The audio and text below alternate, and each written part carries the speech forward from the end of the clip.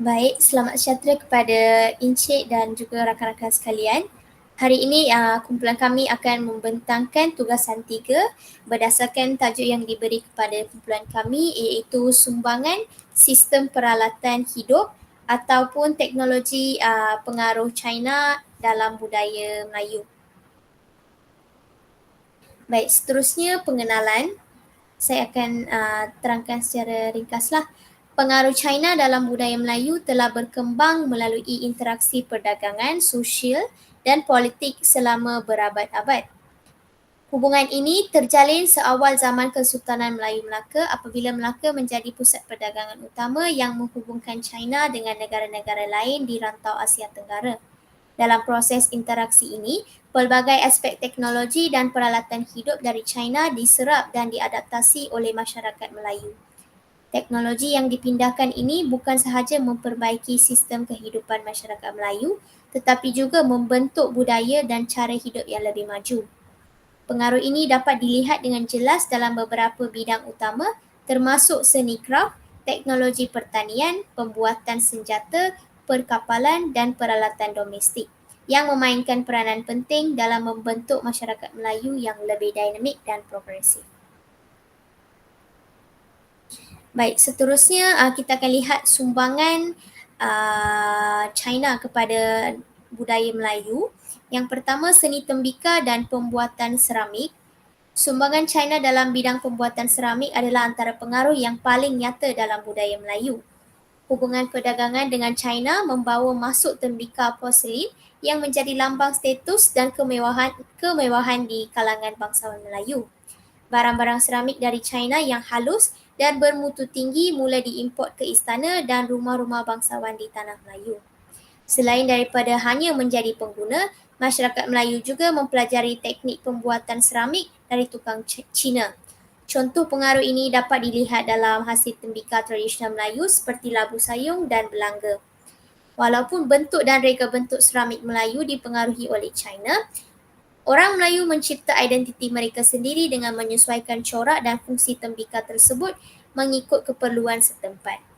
Labu sayung misalnya digunakan untuk menyimpan air dan dipercayai mempunyai kesan penyejuk yang lebih baik, sedangkan tembika dari China lebih berfungsi sebagai perhiasan atau bekas untuk makanan dan minuman.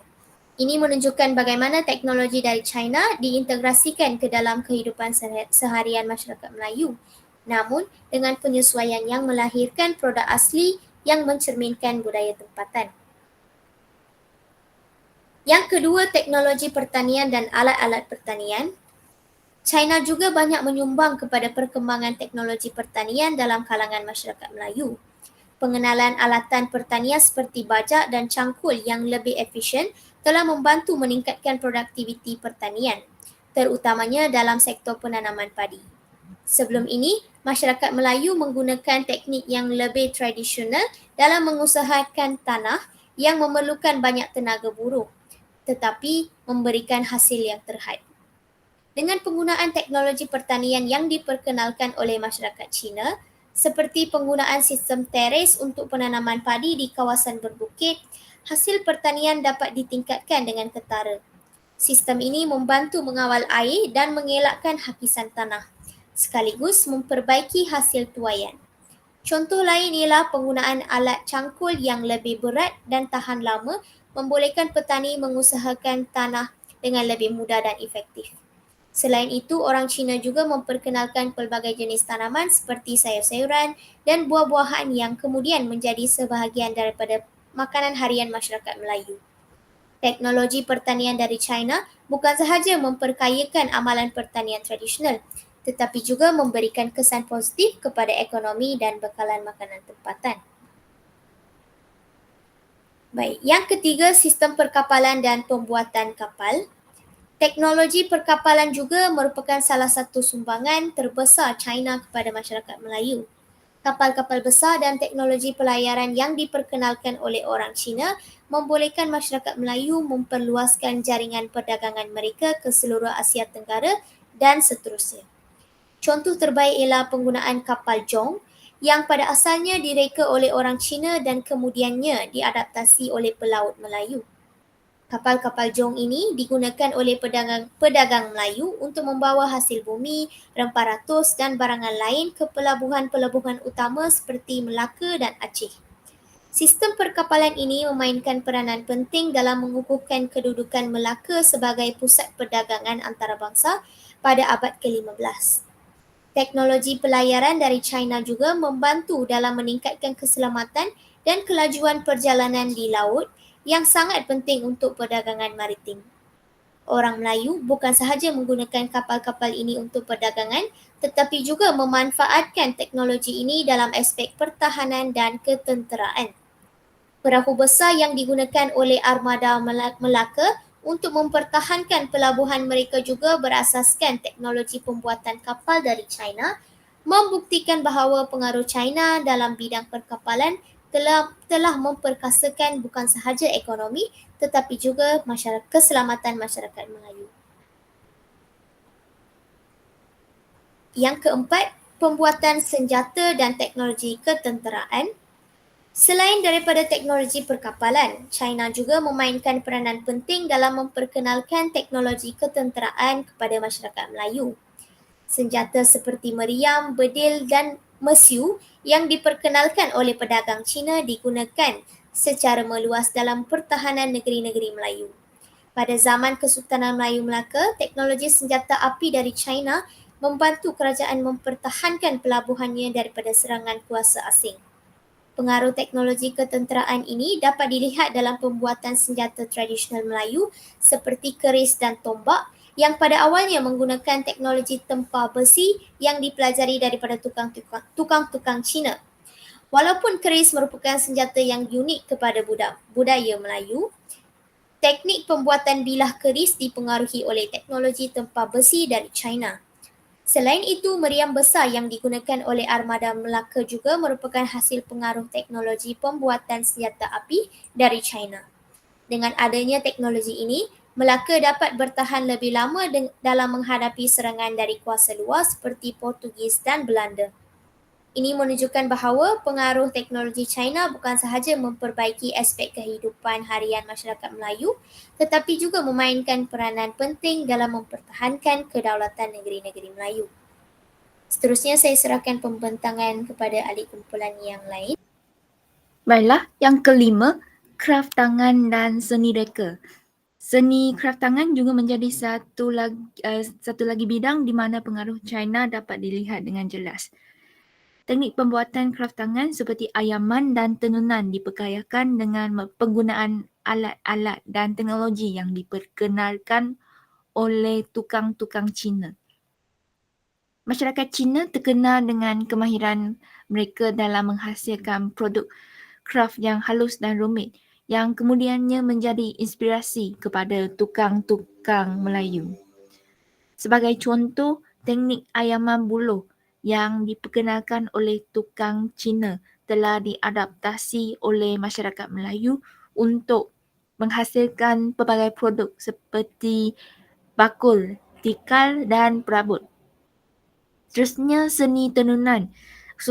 Tenunan sutera dari China turut mempengaruhi penghasilan kain-kain tradisional Melayu. Sebagai contoh, songket dan batik. Masyarakat Melayu mengambil teknik tenunan dari China dan mengadaptasikannya dengan corak dan motif tempatan yang mencerminkan identiti budaya Melayu. Pengaruh ini menunjukkan bagaimana teknologi dari China bukan sahaja membantu memperkayakan hasil seni kraft Melayu, tetapi juga mengukuhkan warisan budaya masyarakat setempat. Yang keenam, pakaian tradisional. Pakaian tradisional Melayu juga terpengaruh oleh teknologi dan seni tekstil dari China. Songket dan batik, dua jenis kain tradisional Melayu yang terkenal, menggunakan teknik tenunan yang berakar dari teknologi tekstil China. penggunaan sutera dan kapas serta teknik pencelupan warna yang diperkenalkan oleh tukang Cina telah memberi kesan kepada penghasilan pakaian tradisional Melayu yang lebih halus dan mewah.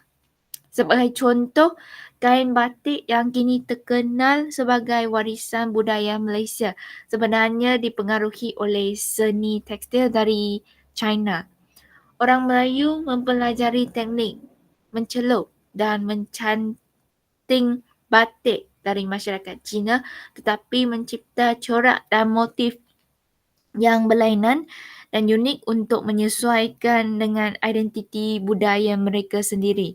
Hal ini telah menunjukkan bagaimana teknologi tekstil dari China telah menyumbang kepada pembangunan seni pakaian Melayu dan menjadikannya lebih unik dan berprestij.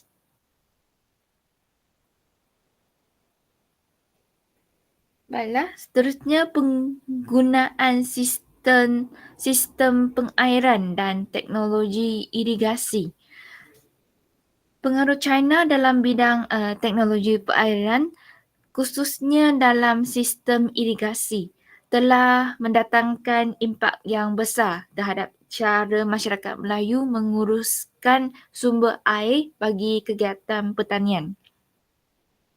Di China, masyarakatnya terkenal dengan sistem terusan dan perairan yang canggih bagi memastikan sumber air mencukupi untuk tanaman. Dan teknologi ini kemudiannya diperkenalkan kepada petani Melayu yang sebelumnya bergantung kepada air hujan secara semula jadi untuk tanaman padi mereka. Sistem terusan pengairan yang lebih sistematik dan kaedah pengairan air yang efisien seperti kolam tangkungan yang digunakan di sawah padi telah memperbaiki hasil pengeluaran padi. Dan hal ini juga membolehkan penanaman padi berlaku secara lebih berterusan dan tidak lagi terbatas kepada musim tertentu. Seterusnya contoh yang ketara ialah di Kedah yang dikenali sebagai jelapang padi Malaysia, di mana teknologi ini membantu dalam meningkatkan pengeluaran padi di negeri tersebut.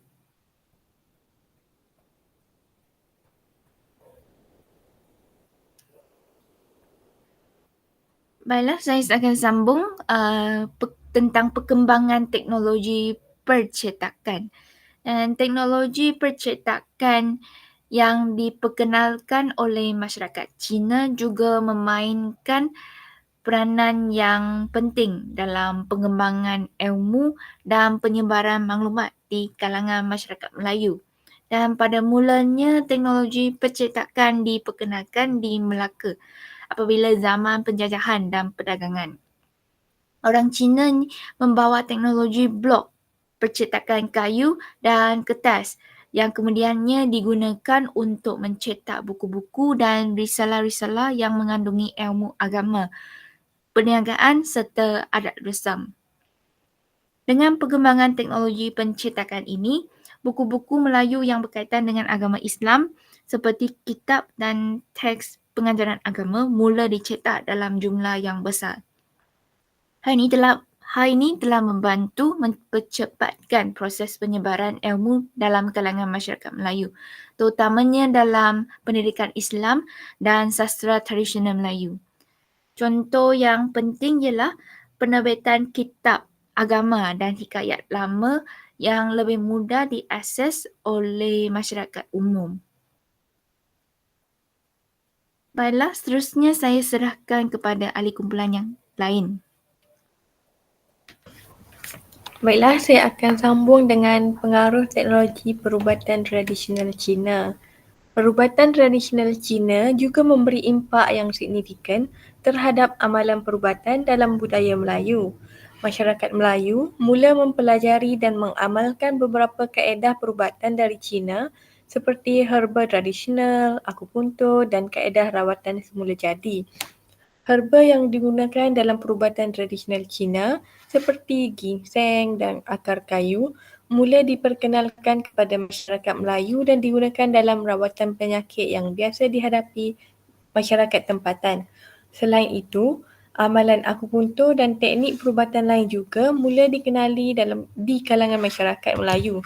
Walaupun tidak meluas dalam kalangan masyarakat luar bandar, kaedah ini diamalkan oleh beberapa golongan tertentu dan dipercayai sebagai kaedah rawatan yang berkesan. Ini menunjukkan bagaimana teknologi perubatan dari China mempengaruhi dan memperkayakan tradisi perubatan tempatan di tanah Melayu.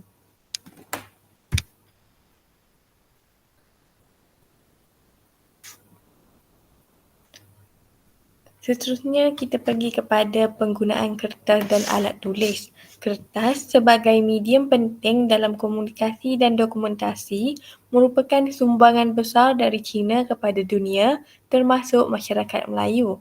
Penggunaan kertas yang diperkenalkan oleh masyarakat China di rantau ini menggantikan penggunaan daun lontar dan kulit kayu yang sebelum ini digunakan sebagai medium penulisan. Kertas membolehkan penyebaran maklumat yang lebih meluas dan meningkatkan keberkesanan proses dokumentasi. Pengaruh ini dapat dilihat dalam perkembangan sistem pendidikan dan pentadbiran di tanah Melayu. Pentadbiran kerajaan dan dokumentasi perdagangan mula menggunakan kertas untuk menyimpan rekod rasmi, sementara masyarakat Melayu juga mula menggunakan kertas untuk menulis sastera, surat menyurat dan bahan-bahan pendidikan. Penggunaan kertas bertulis untuk kitab-kitab agama seperti Al-Quran terjemahan juga menjadi lebih meluas dengan teknologi percetakan. Sumbangan seterusnya ialah penggunaan alat muzik tradisional.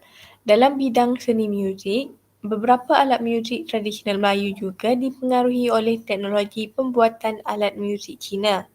Contohnya, gong dan seruling yang sering digunakan dalam muzik tradisional Melayu dipercayai berasal dari Cina. Orang Cina memperkenalkan teknik pembuatan alat-alat muzik ini yang kemudiannya diadaptasi oleh masyarakat Melayu menjadikannya sebahagian daripada warisan muzik tradisional Melayu. Pengaruh ini dapat dilihat dalam gamelan, sebuah bentuk muzik yang popular dalam kalangan masyarakat Melayu yang menggunakan alat-alat seperti gong dan bonang yang berkait rapat dengan budaya muzik Cina. Walaupun alat-alat muzik ini diubah suai dan disesuaikan dengan elemen-elemen tempatan, teknologi dan asas pembuatannya tetap berakar umbi dari pengaruh Cina. Sumbangan yang seterusnya juga ialah pengaruh teknologi pembuatan kertas, duit dan sistem mata wang. Satu lagi sumbangan penting teknologi Cina dalam budaya Melayu ialah sistem mata wang. Pada awalnya, masyarakat Melayu tidak menggunakan mata wang dalam perdagangan. Sebaliknya, mereka mengamalkan sistem barter. Namun, apabila perdagangan dengan China semakin berkembang, sistem mata wang China seperti kepingan shilling mula diperkenalkan di tanah Melayu. Shilling-shilling ini dikenali sebagai pitis dan digunakan secara meluas dalam perdagangan di Melaka. Pengenalan sistem mata wang ini memudahkan urus niaga dan memperkukuhkan ekonomi tempatan yang seterusnya mempengaruhi budaya perdagangan masyarakat Melayu. Teknologi pembuatan shilling dan sistem keuangan yang diambil dari China ini kemudiannya dikembangkan lagi oleh kerajaan Melayu yang mewujudkan sistem mata wang sendiri, tetapi tetap berasaskan teknologi dan idea dari China. Kesimpulan keseluruhan, pengaruh Cina terhadap sistem peralatan hidup dan teknologi dalam budaya Melayu adalah bukti kukuh tentang bagaimana interaksi budaya dapat memperkaya dan memperkembangkan sesebuah masyarakat. Melalui seni pembuatan seramik, teknologi pertanian, sistem perkapalan, pembuatan senjata dan seni kraft, pengaruh Cina telah membantu masyarakat Melayu mencapai kemajuan dalam pelbagai bidang. Teknologi dan peralatan hidup yang diperkenalkan oleh masyarakat Cina bukan sahaja diadaptasi tetapi juga diintegrasikan ke dalam budaya tempatan dengan menghasilkan produk yang mencerminkan identiti unik Melayu. Dalam konteks Malaysia Madani, penerimaan dan pengadaptasian pengaruh luar seperti ini adalah bukti bahawa kepelbagaian budaya adalah asas kepada kemajuan sosial, ekonomi dan budaya negara.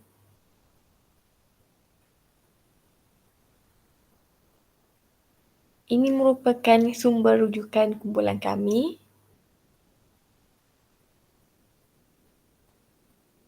Itu sahaja daripada kumpulan kami. Sekian, terima kasih.